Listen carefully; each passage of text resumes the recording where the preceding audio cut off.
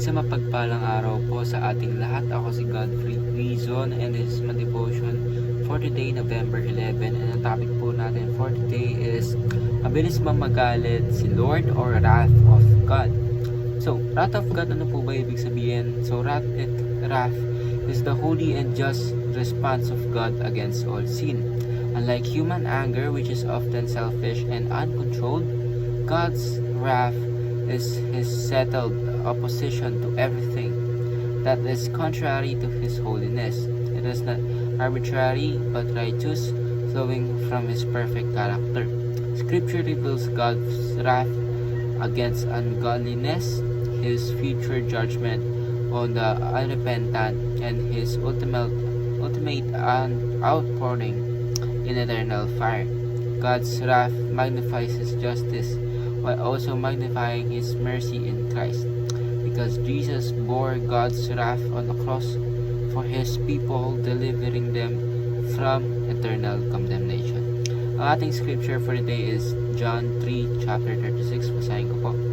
Whoever believes in the Son has eternal life, but whoever rejects the Son will not see life, for God's wrath remains on them. So, sa Diyos po lahat ng ating kapurihan, no?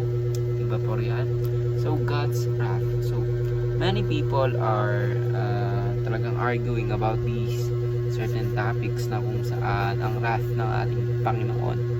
Marami kasi nagsasabi na hindi dapat ganoon magalit ang isang Diyos na all-loving and just. So, tatanungin ko kayo na kung kayo ba ay nagkasala na sa isang tao at kung saan kayo ay tumanggap ng consequences dahil sa pagkakasala na ginawa nyo. Of course, yes. Kapag nagkasala ka sa isang tao, magbabayad ka ng consequences. Kapag nagkasala ka sa mayor, mas malala ang mababayaran mong consequences. Pag nagkasala ka sa isang presidente, mabigat ang parusa. Sobrang bigat ang parusa. Pero of course, we must remember na sila ay human beings din. Na paano pa kaya ang God natin na perfect, all-knowing, all-powerful ay magkasala ka sa Diyos natin ng paulit-ulit. Diba, of course, may wrath ang ating Panginoon. Pero pinapakita niya ito sa Old Testament in order for them to know God more and to be yung mga example ng ating Panginoon na hindi ka dapat naggalit ang ating Panginoon sa unholy and sa mga bagay na hindi kinakalugod ng ating Panginoon. So, teachings for today, the wrath of God is holy and just.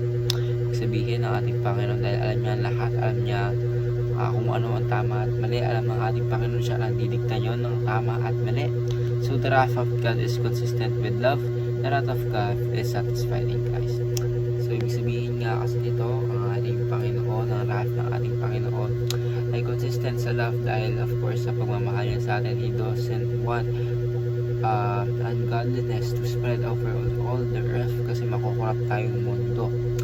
And of course, the wrath of God is satisfied in Christ. Ibig sabihin ng ating Panginoon, sinalo niya lahat ng kasalanan natin para mapagbayaran lahat ng kasalanan natin para makaharap tayo sa ating Panginoon.